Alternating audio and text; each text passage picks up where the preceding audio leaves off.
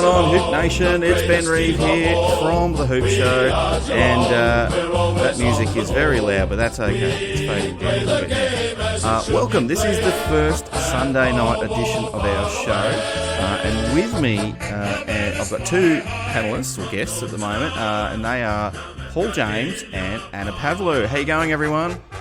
Really well. It's good to be aboard. Cats had a loss, but that's okay. It's only pre-season, so we're not too fussed about that just yet. But how are we feeling just generally about how the pre-season's gone? Are you feeling good about things? Are you a bit concerned? We'll start with you, maybe, Paul, if you want. What's your overall takeaway of the before we get into the Brisbane game? What's your overall thoughts on the pre-season so far? I mean, I feel like it's the same thing that we've been able to say about Geelong's pre-seasons for the bulk of the last 15 years, really, where it doesn't really matter.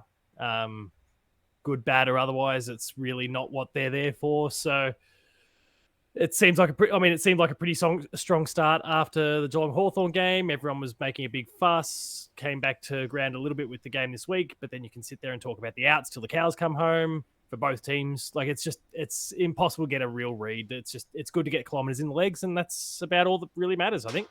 That's what it looked like a little bit, didn't it? Just the players having a bit of a run around, and at moments they looked like they forgot that it was just a practice game. They were taking it a bit more seriously, but it was just a bit of a run, bit of a practice. Anna, what were your thoughts? I mean, I know you didn't get to catch all the games or all of the games necessarily, but do you give it much? Do you give much credit? Do you care much about the pre-season? Are you oh no, doom and gloom? We lost it's all over. Write the season off. Where's your head at? Oh, absolutely not. Like, as my dad always says, a practice match is like dancing with your sister. It's a bit awkward. It's it's preparation for you got to do it to get to the real thing. So yeah, as we're all agreeing, it's just getting that run in the legs. And yeah, look, we were last season we were doing practice up until after Easter Monday. So get it out of the tank now and prepare and then actually go hard this season. It's a long season, and we don't want to go too hard too early, do we? But I think we just got to take a deep breath. And it was just one game, and clearly we're missing 7 or 8 players or something out of that side. But let's have a look at the game. Yeah, exactly. So we played up in where did we play? It's Max Holmes Arena or something like that. What was it called? Yeah, that'll do. Something like that. Yeah, up in Queensland anyway. Not at the Gabba. We were playing Brisbane up there, so we always seem to play a game in Queensland during the pre-season almost every year. But yeah, look, we didn't get the win. I think we lost by 40 or something like that. 46 points. How much was it? 46. 46, yeah. So it is what it is. But there was a few things that came out of the game, I guess. It was Danger's first game in charge. And we had a bit of the Kolodashny went off. Are we concerned about Kolodashny being okay? It looked like he had maybe a concussion, but I haven't heard anything from the club yet about how he might be feeling days afterwards. I mean, I'm not too concerned about him in terms of round one, but I am concerned about him more broadly speaking, and not because of his ability on the field or anything like that. But I mean, if anyone knows the story of his brother's career was ended because of concussion injuries, and Colla's had a few over the journey. I don't think anything's necessarily been as visually ugly as some of the hits that his brother took, but head trauma is head trauma, and I feel like they've got to be stacking up a little bit. I'm sure the club is doing their due diligence with all the science and research and those sort of things that's available, but he has taken a lot of these hits, so I can't help but just wonder a little bit. It's a couple last year, I think I was reading. And I think there's been a couple over the years prior as well. Not necessarily in the same year, but there's been a few.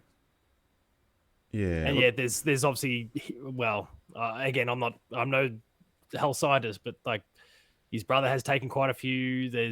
And it did put an end to his career. So you just can't help but wonder a little bit. Fingers crossed, I suppose.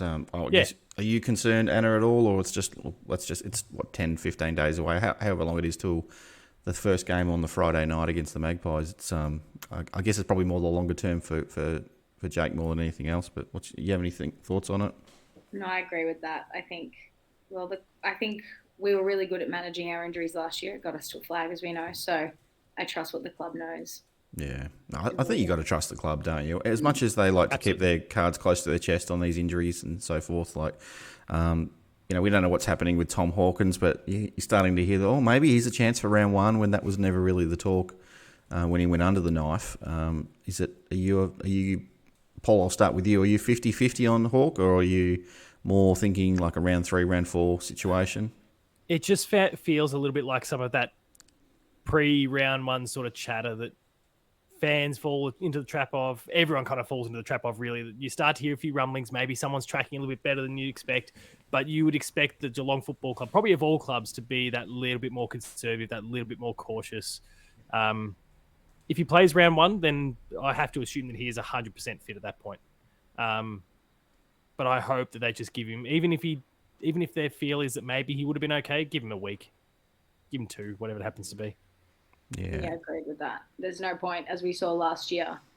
Every Danger. time there was an injury, we would extend that break. So why wouldn't we do it again? We're obviously trying to push for another flag, as you can see by the decisions made and recruiting and leadership this year. So there's no point in risking it, especially they're older. We know that. So yeah, another year older, everyone is, aren't they? And we've brought a few young guys in, but. Look, back to the game a little bit. What did we think? Maybe we'll stay with you, Anna. What did you think of the entries inside 50? Was it the fact that we were missing those key tools in Jezza and Hawkins, or was there something else that was going on? I think probably most people would say you can't really say too much about the game if you got your bigs out. I guess Stengel bobbed up for a goal, and I think a couple of other smalls might have kicked 1 or 2, but it was mostly the Stengel show with his 2 goals and 20 touches. But I don't know, 2 big guys out. Can you read much into it or not? I mean, as I kind of saw it, we were using Radaglia as, giving him a go in those key positions, because at the end of the day, Hawkins is going to retire one day, Cameron is going to retire one day, and Radaglia is coming into his prime. So again, kind of brushing away the cobwebs, doing that kind of stuff. I don't mind that we're making these mistakes now. It doesn't matter. Doesn't mean anything. And as much as the Brisbane fans can be, we beat Geelong. Well, it doesn't mean much when it was just to, especially for that midfield group as well, just to get a run in a different way, because, losing Joel is a big thing. So I don't read too much into it. Yeah, and I'll say this a few times during this episode. It is just the preseason, and maybe we'll have different comments to make about it round 2, round 3. Once we've seen a few games, seen the boys play with each other a little bit more. There's a lot of new guys coming into this team, and you can only imagine that they're going to double down a bit more on the rotations and the load management side of things. It's worked last year, and as I said, they're all another year older now, so you'd think that was going to happen again. It was good to see Sam Simpson come back. He's a bit of a favourite of mine. So it's a bit of a shame. He's missed a fair bit of last year. Oh, pretty much. Did he play a game last year? I can't remember. But yeah, it was really good to see him. Maybe 1, maybe again. 2 max, I would have thought. Yeah. Was good in that grand final, actually, until he got KO'd in 2020. In 2020. But nice to see Silk running out there again, and hopefully he'll get a few more games. Are you expecting much from Silk this year, or both? Or maybe Paul, you start with you. Are you thinking he'll be a regular 22 player, or he's a little bit way back now because of a few other guys we've brought in, and just lack of exposure to the senior footy for a while? Yeah, I think the latter there, unfortunately, because I am a big fan of what he brings to the club. He's as the name's kind of been implied over the years, there's a bit of silk to him. But at the same time, I think if all players, or largely the squad, is fit, similar to what we had last year, then I would struggle to find a fit for him. And again, he's a fantastic player, and I think in a lot of teams he would be a starting 22 player. Still thinking about a flag, I guess. Yeah. He's a starting 22 player, but I just don't know if the Geelong outfit that's the case anymore. It'd be a shame to lose a father-son, wouldn't it? But he's definitely got a lot of value. I mean, you can see what he's capable of. So, and if it wasn't for injuries, he'd probably be playing a lot more senior footy. Anna, did you get to see Cooper White at all in maybe the Hawthorn game or anything like that? He was an early draft, well, not an early draft pick, one of our draft picks from last year. I had a bit of a look at him. The new number 11 looked okay for his limited amount of time I saw him. I think he played a half against Brisbane, but might have played mostly with the VFL team in the week before. Did you catch any of that one or in the Yeah, other week? I watched a few of the highlights. Yeah. My dad, I think my dad's watched footy longer than me, and he'll always let me know. And he Oh, was yeah. quite keen on the way he played, so Yeah. I trust my dad sometimes. Except he thought Mitch Brown was going to be good, so Yeah, everyone did though, didn't they? yeah, I guess And he had a reasonable career. He just didn't become the player that we all hoped he would be. And it's pretty hard to crack it at the really. He was always going to be a good player in a Yeah. non-finals contending team. yeah. Yeah. But And I good think support for Melbourne in their Exactly. premiership year. And so someone, I don't know if it was you, Paul, or Annie, but talking about Asava being down back a little bit, I'm liking, I wouldn't say it's an experiment this year because we did see a little bit of it last year as well, but I'd say that's looking pretty good so far, and we do need a bit more coverage down there, especially now with Jack Henry being out in the medium term, whatever medium term means. Do you think that's, and maybe stay with Anna again, do you think that's something we stick with, and do you think Rat's going to be there round one and getting a fair crack at it to really nail down that position?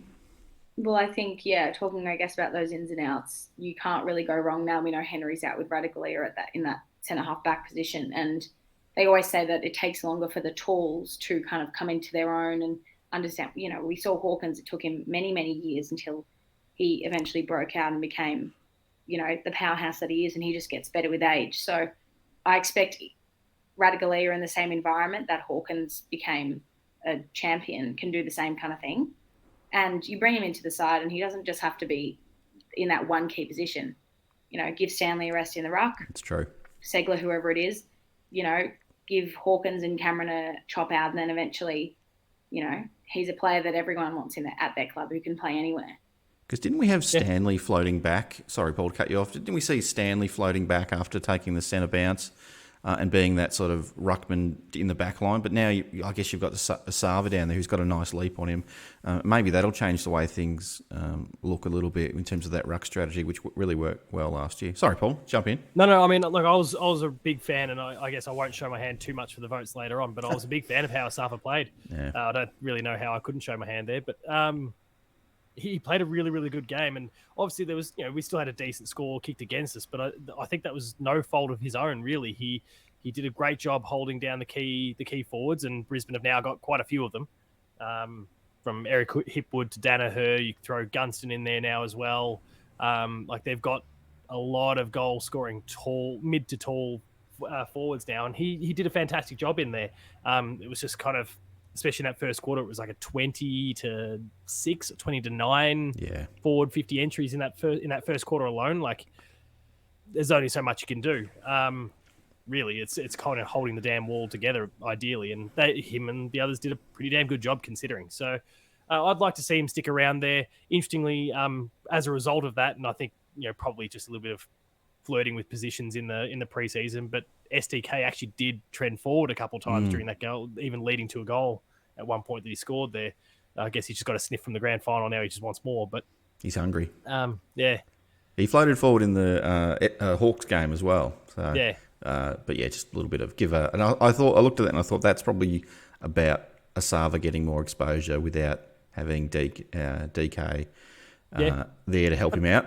At the same thing, they're the things you can possibly do when, like, supposing that Hawkins is out a little bit for the first couple of weeks or whatever it ends up being. If you're able to roll Sam de Koning or Radicalea, like if the defense is holding up well, if Stanley's doing exactly what Anna said, where he's kind of floating back into that, to kind of fill a key defensive sort of position, then it allows you to kind of mix things up a little bit with some of those tall defenders going forward the other way. The skill set that Sam de Koning brings is very different to what Asava brings, and yet they're both tall focal points. So that will complement Jeremy Cameron in different ways, and Ollie Henry now as well. So I think there's something to it, and I think it gives them a few options if they're able to. I mean, I guess round one against Collingwood kind of hold off the tall forwards a little bit, then they can potentially try and get them the other way with one of those two going forward. It's going to be interesting to see how it goes. I mean, we got blessed last year with de Koning just coming in a big way, real quick, and close to All-Australian in a lot of people's minds as well. Probably Stephen May, fair enough. But yeah, who's he? But yeah, look, this might be his year. I'm predicting big things from a big baby Guthrie this year as well.